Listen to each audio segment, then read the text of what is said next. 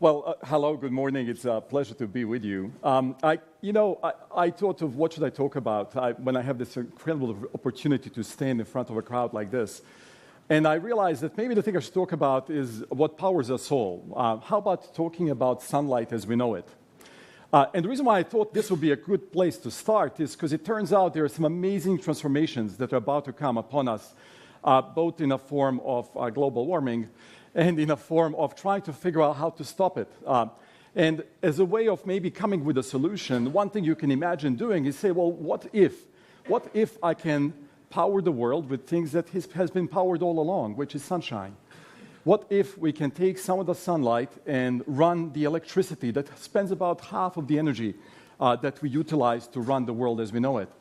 What would that do? Oh, by the way, if we ran our cars on electricity, it would be another amazing thing to do. But let me ask today, how much of today's electricity is actually used from the solar generation? And it's about 1%. Well, it doesn't sound like very much. And it doesn't unless you put it in perspective. And perspective is very simply this. Solar deployment, as we know it, has been growing about 40% annually, year after year after year. Last 15 years, go ask and check the data, and every single one of the data points will actually exceed any prediction we have ever made. If you had asked us a few years back, when will we have 200 gigawatt peak installed solar technology, the answer would have been, oh, I don't know, in about 15 years from now. Well, no, actually it's today. And if you project, well, compound interest tells you that by year 2030, 155% of world's electricity will be provided by solar, which is a bit of a extrapolation, a bit too far, but it is on the growth. And then the question becomes, well, what's next, and how do we actually embrace it? Because it is transformational, and it is really disruptive, and it is actually quite a challenge to absorb inside the system as we know it. So let me tell you about the dominant solar technology, and you might have seen it driving around towns here, that roofs of Massachusetts homes do have indeed a lot of solar installed, and typically in a form of what we call residential installations. Now, the other way you might find solar is if you drive around the fields next to, let's say, roadways these days, you can find these large installations of what are called utility installed solar. These are incredible installations from perspective of providing us that solar energy. The question then becomes, all right, well, how are we doing? From ability to actually replace coal and gas-burning power plants with solar installations, we better meet the cost targets. Boy, are we doing our job? Are we doing our job as scientists, technologists, people who really want to come up and make a difference with what we are working in labs with? And the answer is yes. By the way, the thing to note is that there are two parts of solar you have to worry about. There is a module, and that's the thing you see on top of a home. And then there is what we call a balance of systems. All the wires you don't see, and yet are fairly important for the final installation. Someone needs to mount that cell on your roof. You need a little bit of aluminum to frame it and hold it on the roof. There better be wires and something that connects it to the grid. All these things do cost extra money. How much extra? Well, that's what this plot shows. The cost of the module, the actual cell that absorbs light, we worked so hard on it that since 2008, the cost went down about 85%, an incredible drop. But balance of systems, we really haven't had a chance to work much on it. Or maybe it's that we cannot really do much better than what we already are doing. Is that maybe the real challenge? Well, how do we figure this one out? How come balance of system costs quite as much as it does? Well, I would argue that the reason is because solar cells weigh as much as they do. And you say, well, that's kind of ridiculous. I mean, why would the weight matter for a solar cell? Well, it does.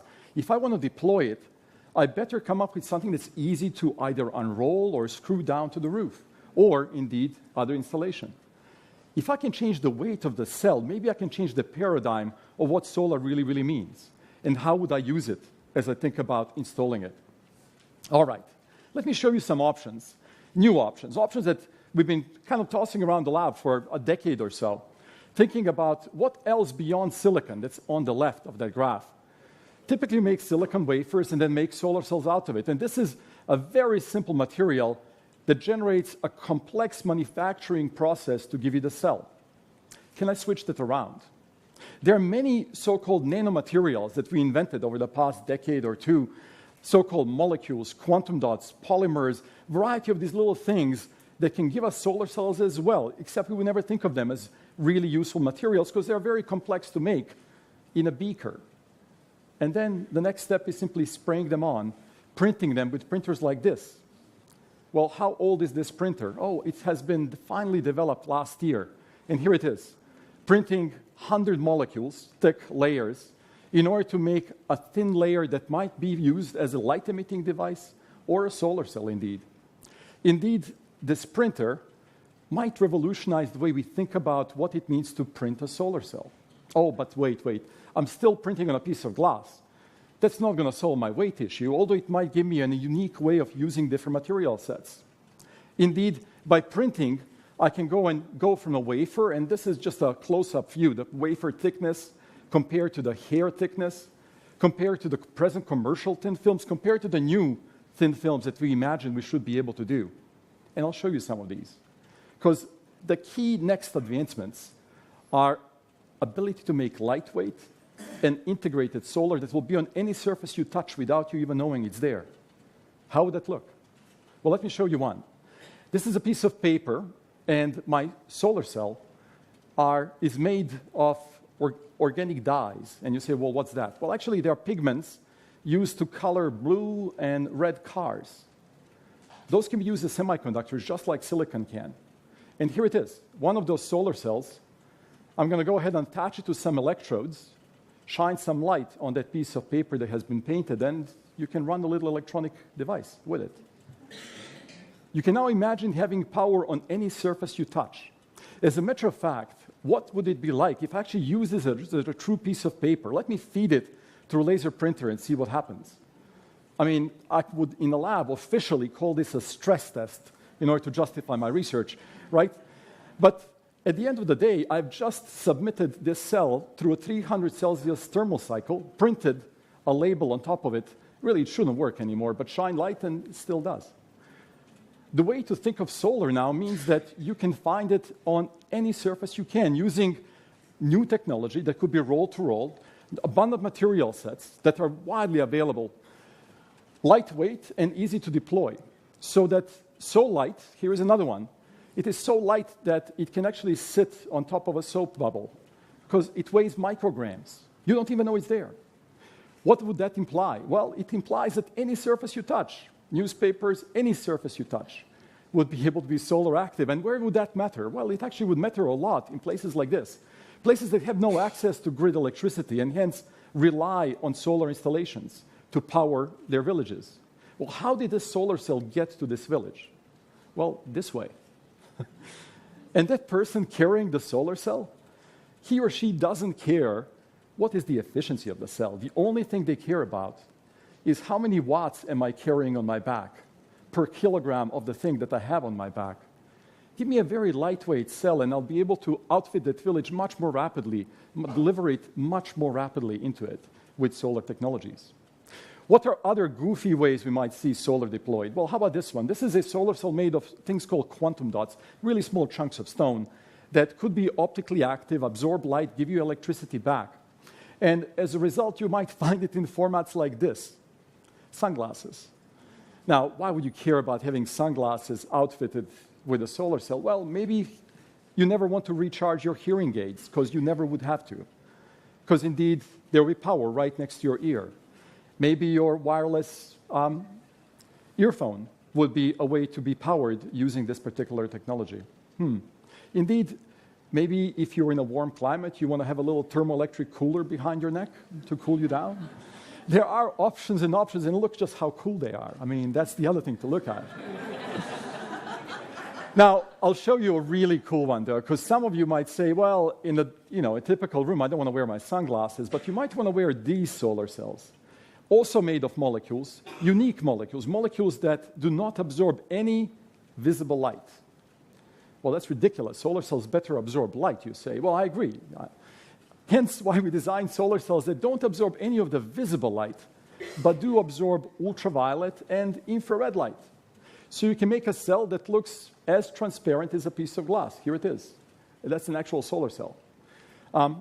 The way it works is that anytime UV or IR light, ultraviolet or infrared light, hits this particular cell, it converts it into electricity. Visible just goes through. And so you can make devices like this. This is a little e-reader, electronic reader that's been covered with one of these solar cells. And what we're doing is we're covering the e-reader with a notebook and then uncovering it. On the right side is the voltmeter that tells you how many volts you're generating. Anytime you uncover it, 10 volts come out. Anytime you cover it, the voltage goes down to 0 because no room light or sunlight is hitting your e-reader. But let me show you exactly what you have been looking through so you get a sense of how transparent this is. That's your solar cell. That's your solar cell that can be now deployed on any surface without you knowing that it's even there. That's a solar cell that can now indeed be integrated with your regular glasses, if that's what you want to do. This e-reader, you would never have to recharge it again, ever. Because in a matter of just a few days of room light, half an hour of sunlight, you'll be able to recharge its battery fully. And the battery typically lasts a couple of weeks. How would you relate to your electronics if you never had to recharge it again? How would you relate to your power if you never have to worry, will it be there or not? Because any surface you touch would have a micron-thick film that would indeed absorb the light and give you electricity back as you need it.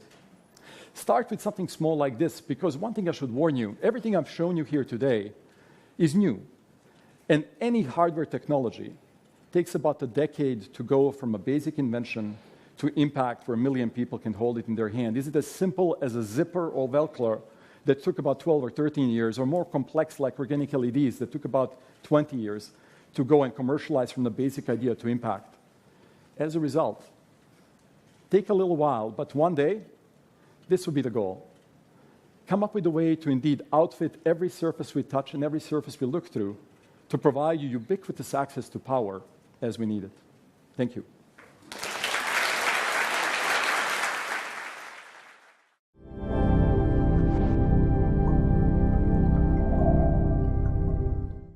Employment, as we know it, has been growing about 40% annually, year after year after year. Last 15 years, go ask and check the data, and every single one of the data points will actually exceed any prediction we have ever made. If you had asked us a few years back, when will we have 200 gigawatt peak in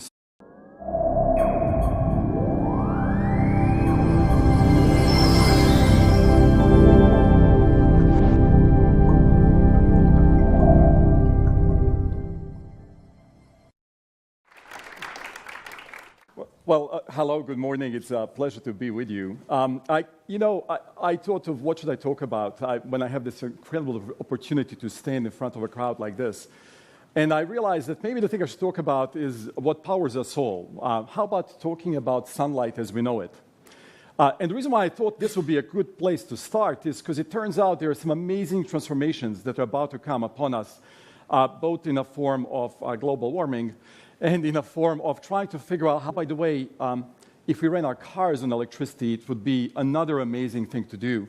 But let me ask today, how much of today's electricity is actually used from the solar generation? And it's about 1%.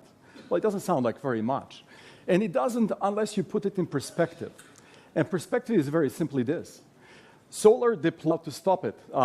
And as a way of maybe coming with a solution, one thing you can imagine doing is say, well, what if I can power the world with things that has been powered all along, which is sunshine?